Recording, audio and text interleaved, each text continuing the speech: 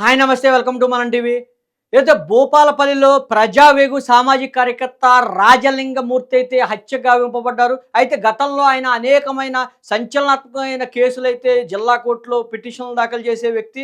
అయితే ఈ క్రమంలో 2023లో కాళేశ్వరం ప్రాజెక్టుకు సంబంధించిన మేడిగట్టు 7 నెంబర్ పిల్లర్ కుంగిబాటు పడిందంటూ కూడా సీఎం కేసీఆర్ మీద, అదేవిధంగా మంత్రి హరీష్ రావు మీద, దానికి సంబంధించిన జిల్లా కలెక్టర్ మీద కూడా ఆయన పిటిషన్ దాఖలు చేసే పరిస్థితి అయితే ఉంది. అయితే దానిపై అటువంటి వ్యక్తి అయితే నిన్న రాత్రి అయితే కొంతమంది దుండగులు ఆయన అతి కిరాతకంగా హత్య చేసిన పరిస్థితి అయితే ఉంది. ఏదైతే భూపాలపల్లి మండలం సంబంధించిన ఏదైతే సమీప ప్రాంతాల్లో అంబేద్కర్ కూడలందు రాగానే రాజలింగమూర్తి ఇన్ఫీల్డ్ మీద వస్తున్నారు. అయితే ఈ క్రమంలో కొంతమంది ఆటోలో అయితే కొంతమంది దుండగులు సుమారు ఐదుగురు అయితే ఆటోతో అడ్డగించి ఆ బైక్ మీద ఉన్న రాజలింగమూర్తిని అయితే అతి కిరాతకంగా దారుణంగా అయితే పొడిచి చంపిన పరిస్థితి అయితే ఉంది.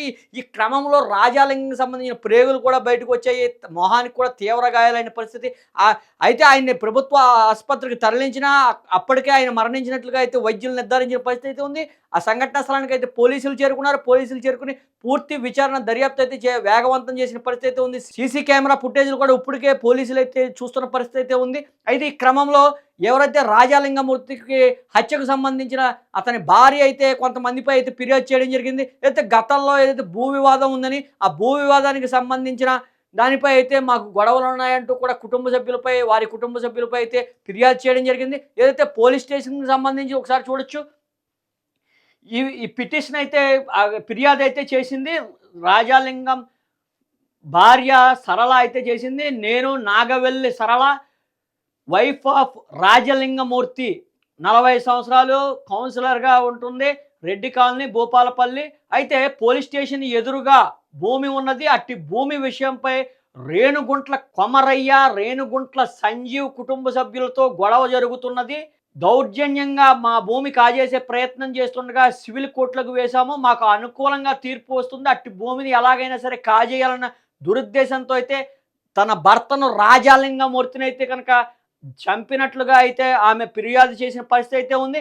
ఏదైతే నిన్న సాయంత్రం 7 గంటలకు భూపాలపల్లి పట్టణం టీబీజీకేఎస్ ఆఫీసు దగ్గరకు నా భర్త 2 వీలర్ మీద వస్తుండగా అక్కడ పూర్తిగా నిర్మానుషంగా ఉండడంతో అదే అదునుగా చూసుకుని ఏదైతే కులగొండ సంజీవ్, అదేవిధంగా పెంగలి సీమంత్, మోరే కుమార్, కొత్తూరు కుమార్ అనే 4 వ్యక్తులు, మరొక వ్యక్తి అయితే ఉన్నట్లుగా అయితే మనకు సమాచారం ఉంటుంది. ఈ క్రమంలో 5గురు కలిసి అయితే రాజాలింగమూర్తిని అయితే అతి కిరాతకంగా అయితే పొడిచి చంపడం జరిగింది. అయితే దీనిపై ఈ హత్యకు సంబంధించిన ప్రజా సమస్యలపై అనేక పిటిషన్లు వేశారు కాబట్టి ఈ హత్యకు సంబంధించిన అనేక కోణాల్లో అయితే పోలీసులు దర్యాప్తు చేసిన పరిస్థితి ఉంది. అయితే రాజాలింగం సంబంధించిన ఆమె భార్య అయితే మాత్రం తమకు భూ వివాదాలు ఉన్న నేపథ్యంలో వారిపై అయితే కంప్లైంట్ ఇవ్వడం జరిగింది. అయితే కొంతమంది అయితే కొన్ని రాజకీయ కోణాలు కూడా ఈ హత్యకు ప్రధాన కారణం అంటూ కొన్ని విమర్శలు అయితే చేస్తున్న పరిస్థితి ఉంది. ఏదైతే కాంగ్రెస్ పార్టీకి సంబంధించిన ఎర్రబల్లి దయాకర్ లాంటి వ్యక్తులు కూడా ఇది కేసీఆర్కి సంబంధించిన పిటిషన్ వేశారు కాబట్టి 2023 అక్టోబర్లో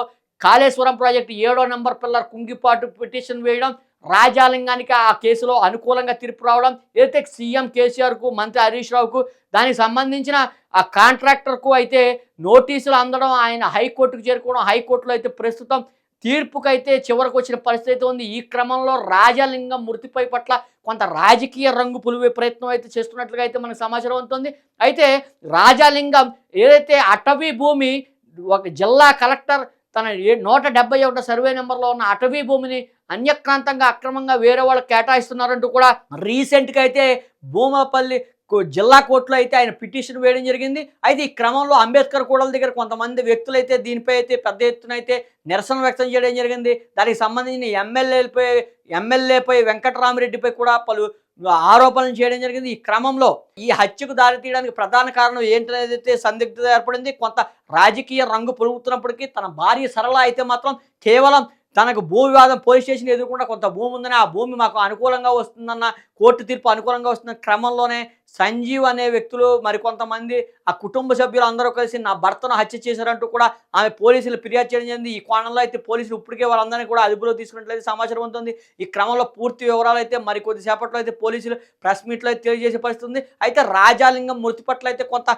సానుభూతి అయితే ఏర్పడింది. ఎందుకంటే ప్రధానంగా ఆ గ్రామంలో రాజాలింగానికి అనేక ప్రజా సమస్యలకు అన్నీ కూడా కోర్టుల ద్వారా సమస్యలు పరిష్కరిస్తూ ఉంటారని అయితే సమాచారం ఉంది. ఈ క్రమంలో రాజాలింగం మృతి పట్ల అయితే కాంగ్రెస్ శ్రేణులు అయితే కొంత సానుభూతి వ్యక్తం చేసిన పరిస్థితి అయితే ఉంది. అయితే ఎవరైతే రాజాలింగం భార్య సరళ ఉందో, సరళ 15 నంబర్ వార్డు కౌన్సిలర్గా బీఆర్ఎస్ పార్టీ నుంచి ఉండడం అయితే కొసమెరుపు. ఈ క్రమంలో బీఆర్ఎస్ పార్టీకి వారికి కొంత మధ్య గ్యాప్ వచ్చినట్లుగా, వారు ఏ పార్టీకి ప్రస్తుతం లేనట్లుగా అయితే సమాచారం అందుతుంది. అయితే ఈ కాంగ్రెస్ శ్రేణుల మట్టుకు రాజాలింగం మృతికి ఖచ్చితంగా ఏదైతే కాళేశ్వరం ప్రాజెక్టుకు సంబంధించిన తీర్పు అతనికి అనుకూలంగా వస్తుందనే కొంతమంది వ్యక్తులు చేయించారంటూ కూడా ఆరోపణలు చేసిన పరిస్థితి. అయితే ఏది ఏమైనా సరే దర్యాప్తులో మరికొద్ది రోజుల్లో అయితే తేలనుంది. రాజాలింగం మృతి రాజకీయ హత్య, రాజకీయ కుట్ర, లేదంటే కనుక భూ వివాదాల వల్ల ఈ రకంగా జరిగిందా, ఇవన్నీ కూడా మరికొద్ది రోజుల్లో అయితే బయటపడే అవకాశం ఉంది.